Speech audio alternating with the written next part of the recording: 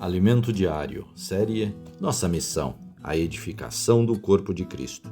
Volume 2, Como posso ser feliz? Autor Pedro Dong. Semana 4, tema A plenitude daquele que a tudo enche em todas as coisas. Leitura bíblica desta quarta-feira. Colossenses capítulo 1, versículos de 15 a 19 e Hebreus capítulo 9, versículo 14. Porção para ler com oração, Colossenses capítulo 1, versículo 17. Ele é antes de todas as coisas, nele tudo subsiste. Cristo, o ponto de partida e de união de todas as coisas. A palavra plenitude, tema principal da mensagem desta semana, aparece em Efésios capítulo 1, versículo 23. A igreja, a qual é o seu corpo, a plenitude daquele que a tudo enche em todas as coisas. O pronome aquele, citado no versículo, se refere a Cristo. Há algum tempo já falei sobre isso, mas terei de retomar. Em Colossenses é dito que ele é antes de todas as coisas, nele tudo subsiste. Capítulo 1, versículo 17 de Colossenses. Cristo é o vínculo que une, que junta todas as partes num todo. Mas, antes disso, o versículo traz: Cristo é antes de todas as coisas. Então, antes de criar todas as coisas, Deus precisou ter um ponto de partida. Quem foi o ponto de partida? Cristo. Porque, se não houvesse ponto de partida, não seria possível unir todas as coisas, porque não haveria nenhum vínculo. Mas Cristo é o antes de todas as coisas. Ele é o ponto de partida, o ponto de união. Ele junta todas as partes em um todo. Para entender melhor, vejamos a ilustração que segue este áudio. Embora não seja a mais adequada, a ilustração feita com figuras geométricas, visto que ainda vivemos no mundo cartesiano. Na figura, Cristo é representado como o centro de um círculo. Cristo é o centro e o todo é o círculo. Se não existisse o centro do círculo, não haveria o círculo. Então Cristo é antes de todas as coisas. Ele é o centro, o ponto de partida pelo qual veio a existir o todo.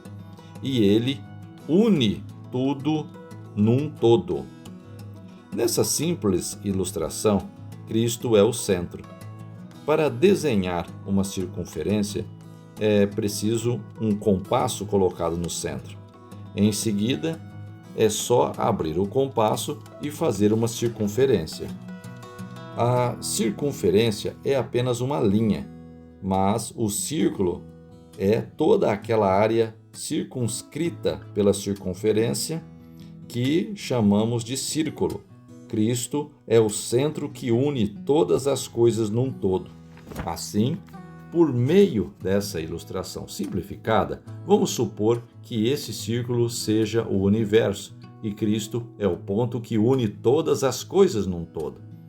Que o Senhor nos dê entendimento dessa porção da palavra. Ó Senhor Jesus! O versículo 15 de Colossenses capítulo 1 nos diz: Este é a imagem do Deus invisível, o primogênito de toda a criação. Por esse versículo entendemos que na criação Cristo foi criado por Deus, fazendo parte também da criação. Sendo o primogênito, ele é o primeiro. Sendo o primeiro, ele é o centro, o ponto de partida. Mas quando Cristo se tornou o primogênito de toda a criação? Quando ele foi criado. Ele não foi criado depois? Não, Cristo foi criado antes. Quando terminou seu trabalho, Cristo se ofereceu a Deus, assim como está em Hebreus capítulo 9, versículo 14, a respeito do Espírito Eterno.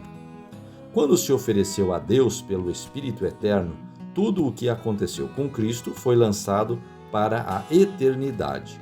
E na eternidade, Deus consegue colocar Cristo em qualquer ponto do tempo. Por isso, Cristo é o primogênito da criação, o centro, o ponto de partida. Ele é também o ponto que vincula toda a criação.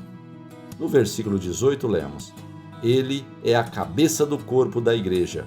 Ele é o princípio, o primogênito de entre os mortos, para em todas as coisas ter a primazia. Colossenses capítulo 1.